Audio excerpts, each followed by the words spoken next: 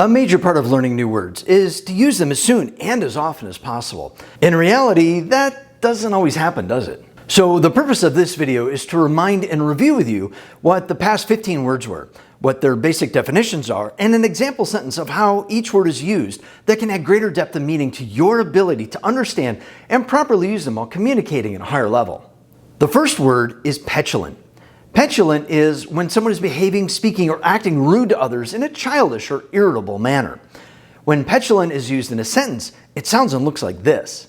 Young teenagers who try to get what they want by being petulant will learn that their whining and complaining will quickly be ignored by strong-willed adults.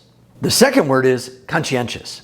Conscientious implies a desire to perform a task well, with a high regard in doing so, with a set of standards or rules that are clear in what is right and what is wrong. When conscientious is used in a sentence, it sounds and looks like this. As a hardworking, conscientious, honest teacher, I am passionate about offering my students better ways to succeed and reach their goals. The third word is appease. Appease is to make concessions to someone, to a critic, or a group, often at the sacrifice of your own principles, to bring about a state of calmness, peace and quiet, or contentment, perhaps even out of the fear of being hurt. When appease is used in a sentence, it sounds and looks like this. The politician was known to quickly change her stance on any issue to appease her supporters. The fourth word is perplexing. Perplexing is something that is confusing, puzzling, or concealed through deception, whether on purpose or just by not understanding of what it is or means. When perplexing is used in a sentence, it sounds and looks like this. Of all the perplexing problems we face today, which one is the most important for you to learn more about? The fifth word is condescending. Condescending is to put someone down by showing superiority or being patronizing to them by talking down to them. When condescending is used in a sentence, it sounds and looks like this.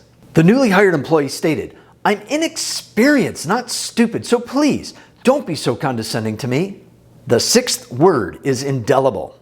Indelible is something that is permanent and lasting, that is difficult to wash away, cancel, delete, forget, or remove, such as ink from a pen. When indelible is used in a sentence, it sounds and looks like this. You should use an indelible ink pen for your handwritten final essay. The seventh word is resilient. Resilient is to be capable of recovering quickly from a sudden unpleasant event, such as an injury or unfortunate event. When resilient is used in a sentence, it sounds and looks like this. The resilient team came back to win the game after losing their best player. The eighth word is acquiescent.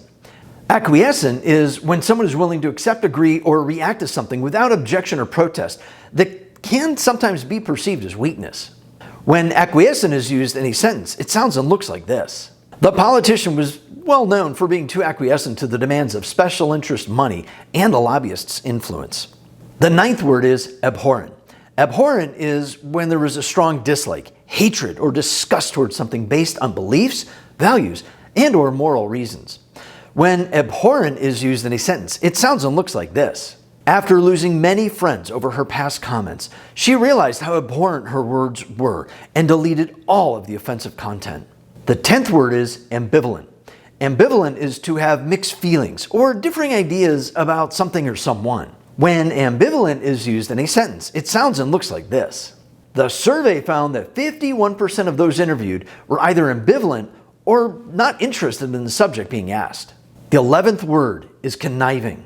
Conniving is when someone designs secret plans to conspire to do something immoral, illegal, or harmful to or against other people. When conniving is used in a sentence, it sounds and looks like this. She's a conniving, heartless, arrogant politician. The 12th word is egregious. Egregious is something that is shocking, flagrant, outstandingly very bad, and or offensive. When egregious is used in a sentence, it sounds and looks like this. The egregious actions of a few people brought the loudest voices against the entire movement that led to the investigation of its leaders. The 13th word is eradicate. Eradicate is to completely destroy something or get rid of it permanently. When eradicate is used in a sentence, it sounds and looks like this. Scientists are trying to eradicate the disease from ever occurring again. The 14th word is fortuitous. Fortuitous is when something happens by chance, luck, coincidence, or by accident, usually with a favorable or a beneficial outcome. When fortuitous is used in a sentence, it sounds and looks like this. He laughed to himself as he realized how lucky he'd been that the simple accident had such fortuitous results in avoiding a real catastrophe. The 15th word is vacuous. Vacuous is something that is lacking content, empty, or showing a lack of intelligence, ideas, or feelings. When vacuous is used in a sentence, it sounds and looks like this. She's perfected laughing when confronted with hard questions, projecting an attitude of vacuous concern for whatever the topic is. Make sure to go back and watch the individual power word videos that you need the most to work on and review the rest of the information to be able to use it as soon and as often as possible. The links to all of those words are listed down in the description below to save you the time from having to search around for them. What's your top 3 favorite words that you've been using or plan to use? Leave that answer in the comments below too. And remember that my goal is that your success is the goal. I'll see you online soon.